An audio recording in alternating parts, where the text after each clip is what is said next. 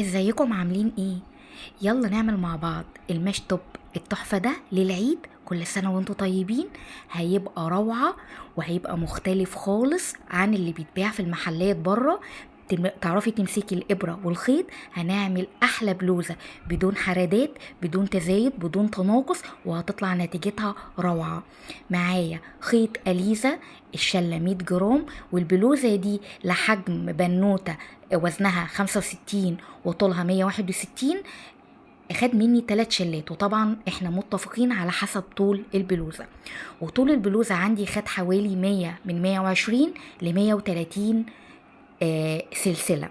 تمام. وطبعا انتوا لو حبيتوا تطولوا طولوا، حبيتوا تقصروا تقصروا، انا بديكم الفكرة واشتغلوا زي ما انتوا عايزين، وهتعرفوا ساعتها هو هياخد خيط قد ايه. تمام كده. انا عملت حوالي 130 سلسلة. تمام. هعد حوالي كده 5 سلاسل تاني، هنعملها الغرزة عمود بلفتين، واخد لفتين وادخل في الغرزة السلسلة الستة، واسحب واسحب واخد 2، واسحب واخد 2، واسحب واخد 2. هيبقى معايا المربع المعروف لبلوزات الماش توب. هاخد سلسلتين. تمام. واسحب واخد لفتين واسيب سلسلتين تحت وادخل في التالتة اهي. اسحب واسحب واخد 2، واسحب واخد 2، واسحب واخد 2. تمام. دي العمود اللي بلفتين. هوريها لكم كمان مرة.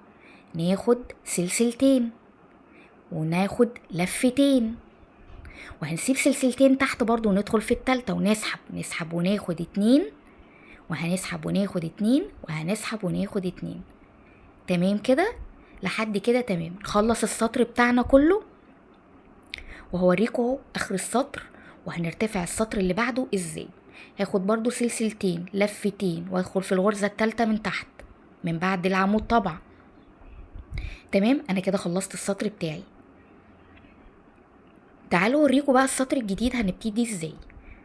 هرتفع حوالي 5 سلاسل لو ايدك مهوية في الشغل، 6 سلاسل لو ايدك ماسكة في الشغل. انا سحبت 5 سلاسل، ارتفعت 5 سلاسل. تمام. ولفيت الشغل وهاخد لفتين وادخل في العمود اللي هيقابلني على طول اهو. اول عمود هيقابلني ادخل فيه كده واسحب، وهيبقى معايا الاربع حلقات. اسحب واخد 2، اسحب واخد 2، واسحب واخد الحلقتين الاخرانيين. تمام كده. وهكذا كده السطر التاني بتاعي. هوريكم بقى برضو هنعمل ايه. هناخد سلسلتين واخد لفتين وادخل في العمود على طول. تمام كده. يبقى اول سطر هنبني على السلاسل، تاني سطر هبني على العواميد اللي جاهزة قدامي على طول. هنشتغل بنفس الريتم ده على حسب العرض البلوزة اللي احنا عايزينه، سواء عايزاه واسع، سواء عايزاه ماسك شوية، مجسم، اوفر سايز، اللي انتي عايزاه. تمام. وادي هوريكم بقفل السطر ازاي اهو. باخد سلسلتين عادي خالص اهو، واخد لفتين وادخل برضه اسيب سلسلتين تحت وادخل في التالتة واسحب. يبقى معايا 4 حلقات. اسحب اخد 2، واسحب واخد 2، واسحب واخد 2. هيبقى عندي السطر زي ما انتوا شايفينه كده مظبوط، ظابطه المربع فوق المربع والعدد مظبوط وكله مظبوط. وهكذا الشغل هيبقى بنفس اللي انتوا شايفينه ده. تمام. دي اول قطعة احنا بنشتغلها، ما فيهاش اي حاجة، ولا تزايد ولا تناقص ولا حردة كم ولا حردة باط ولا اي حاجة. كله في خط مستقيم على عدد الغرز وعلى عدد كل حاجة موجودة قدامك اهو. خط مستقيم عملنا قطعة مستطيلة روعة. انا مش هقطع الخيط بقى بتاعي، انا همسك القطعة بتاعتي انضفها وداير ما يدور. انا ممكن ادخل في الغرز زي ما انتوا شايفين كده بغرزة حشو تنظيف اهو، واجي في العمود برضو نفس الحكاية داير ما يدور. طبعا انا هنضف القطعة بتاعتي بالطريقة دي، وهوريكم ممكن كمان تعملوها باي شكل تاني، بشكل تاني غير ان انت تدخلي في الغرزة نفسها وانت بتنضفيها. تمام.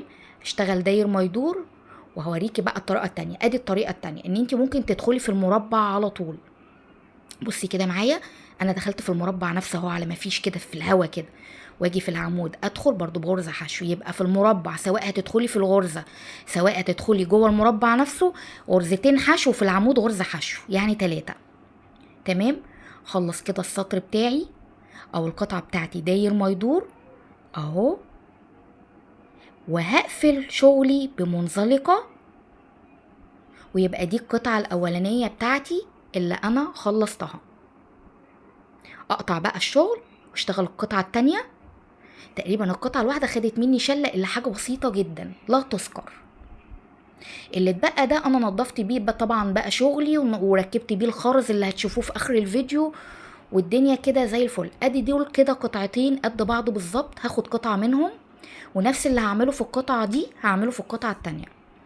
هاخد قطعة اقفلها 2، واجي في الجزء اللي مفتوح ابتدي من تحت كده، من اول تحت كده، هقفل جنب من الجنبين دول بغرزة منزلقة، عشان ده الجنب اللي هيبقى مقفول معايا، ده جنب البلوزة. تمام اهو بمنزلقة. هاخد غرزة من هنا على غرزة من الجنب ده واسحبها على الحلقة على طول. تاني هاخد غرزة من هنا على غرزة من هنا واسحب واخدها على الحلقة على طول. هي دي الغرزة المنزلقة. تمام. هقفل الجنب كله، بس هسيب مسافة حوالي شبر او على حسب دوران الكتف او الباط اللي هيدخل دراع البنوتة اللي انت هتعملي لها البلوزة. تمام اهو. هقفل بنفس الطريقة دي عشان يبقى الشكل كده لغاية واسيب شبر كده من فوق لحد كده، والدنيا تمام وسهل الموضوع. خلاص اهو باخد غرزة من هنا وغرزة من هنا واسحب وادخل على الحلقة على طول. انا سبت بقى الشبر بتاعي اهو، خلصته اهو. طبعا هيبقى مفتوح، مش هقطع الخيط، لا، انا هشتغل داير ما يدور على الفتحة اللي انا سبتها دي، داير ما يدور بنفس الغرزة اللي انا شغلاها من اول البلوزة اللي هي العمود اللي بلفتين، داير ما يدور لحد ما اخلص الكم بتاعي. اظن مفيش اسهل من كده اهو، ولا زودنا ولا نقصنا ولا عدينا ولا اي حاجة. كل الحكاية ان انت بتشتغلي على الغرز اللي موجودة قدامك، فيش اسهل من كده اهو. هاخد سلسلتين ولفتين وادخل في العمود. طبعا انا منضفه البلوزه، هدخل بقى في الغرزه الحشو اللي من فوق دي اهو قدامي.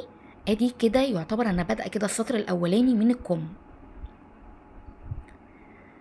سهل خالص يا جماعه، تعرفي تمسكي ابره وخيط هتعملي البلوزه دي في منتهى السهوله.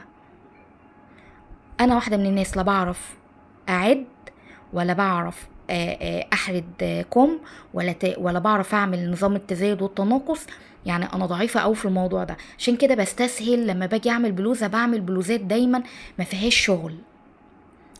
ويا رب افيدكم بشيء زي ده.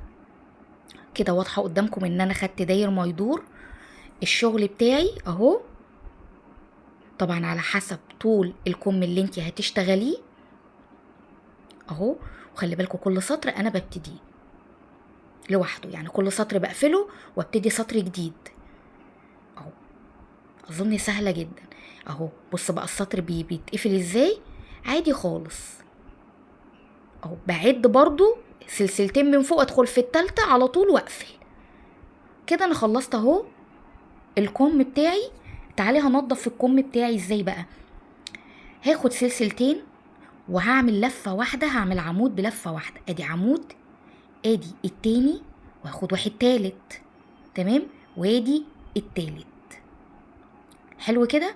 في مربع من المربعات كده، وادخل اسيب المربع اللي انا خلصت فيه العواميد وادخل في المربع اللي بعده على طول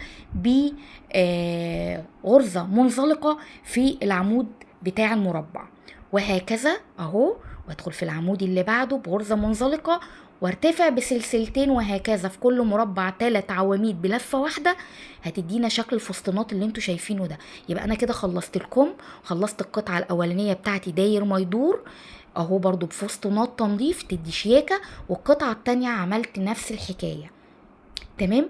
شوية خرز كده يكونوا عندك بقى تقفلي بيهم الظهر وتسيبي حردة الرقبة من ورا. وده المشطوب بتاعنا التحفة السهل الممتنع. يا رب يكون عجبكم، وكل سنة وانتوا طيبين.